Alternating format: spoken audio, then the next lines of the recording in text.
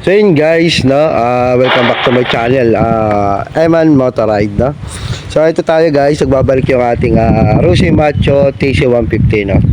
So dito guys, papansin nyo, bago lang to, no. So ayan, no, papakita ko bago, 23 pa lang ang tinatakbo nito, no. 23 km. So ito guys, tips lang, no, kaya share ko lang din sa inyo, no. Dahil nga bago pa, so yung clutch natin, no, yung clutch lever natin masyadong mataas, no. So ang ano nun, pag nag-clutch ka, medyo matataas pa bago ka pa umabante, no. So sa akin, medyo ano na siya, mababaw. So konting ganyan lang, umaabante na yung motor natin, no. So konting ganun lang, umaabante na. So ito, share ko lang guys, no. Pero hindi ko sinasabing lahat ng motor ay ganito o perfect na ito ang adjustment, no? So ito ay konting kaalaman lang, konting tips lang, no? So kung mapapansin nyo guys, ito yung nanggagaling sa cable natin. Yan, ito yung adjustment sa clutch, no? Papunta doon sa clutch lever natin. So ang gagawin natin guys, kung makikita nyo, ayan, may dalawang tornilyo, no? So para palambutin natin o pababain yung clutch natin, so ang mangyayari, etong cable na to, kailangan bumaba siya kasi nandito yan guys eh. So in-adjust ko, bumaba siya ng ganon, no, para lumambot.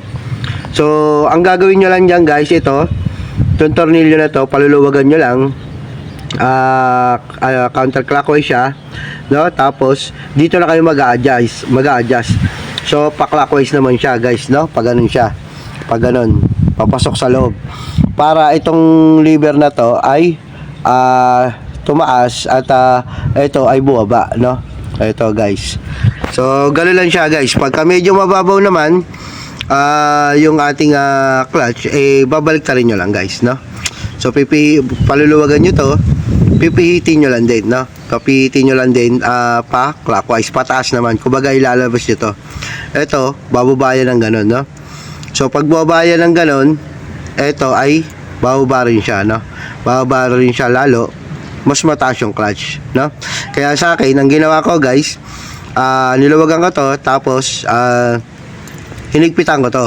So itong tornilyo na to, itong thread na to ay tumaas, no.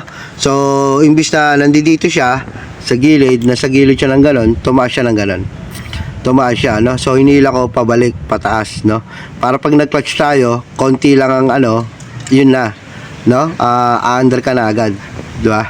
So pagka gusto nyo na, pagka masyadong mababa, kailangan nandito siya, pag ganunin nyo lang, no. So itong tornilyo, pababayin nyo lang papunta doon. So ito lang guys, yung dalawang tornilyo para ma-adjust, para bumaba yung ating clutch ng motor, no, yung ating clutch lever, yung sa cable. So ayun guys, konting tips lang, at hindi ko naman sinasabing perfecto tayo, no, at kung ito ang tama, no. So tips lang din to, para total bago pa naman yung motor natin, so wala tayong masyadong kakalikutin dito. Ito lang muna, no, pansamantala. So itataas lang natin tong clutch na to, na pag ganon, para medyo bumaba yung ating clutch lever, no, o yung clutch, para tumakbo agad. Kasi pag nandito yan guys, pag nandito yan sa dulo, o kaya ito nasa bababa yan, nasa dulo to, syempre pipiga ka ng gusto talaga para may clutch mo lang pag ganon, no, may clutch mo pang pag ganon, para pumasok yun sa clutch lining natin, no. Pero sa akin, galing nga dito, binabaan ko na siya, no. Ayan, so inangat ko siya ng konti, para konting ganun lang, konting cambio lang, okay na, no, pasok na. At ang maganda doon guys, nung napansin ko ay binago ko yung yung clutch lever, yung sa clutch clutch cable, napansin ko yung ating cambio na matigas, no, matigas yung pasok. So medyo lumambot siya. So medyo lumambot, hindi ako masyadong nahihirapan mag-clutch, no, magpindot ng clutch dito. So isa pa yun na napansin ko, dahil yun nga, ito na nga, subok nga, no. At wala na ako ibang binago dyan guys. Ay, kung papansin nyo, ay bagong bago pa to.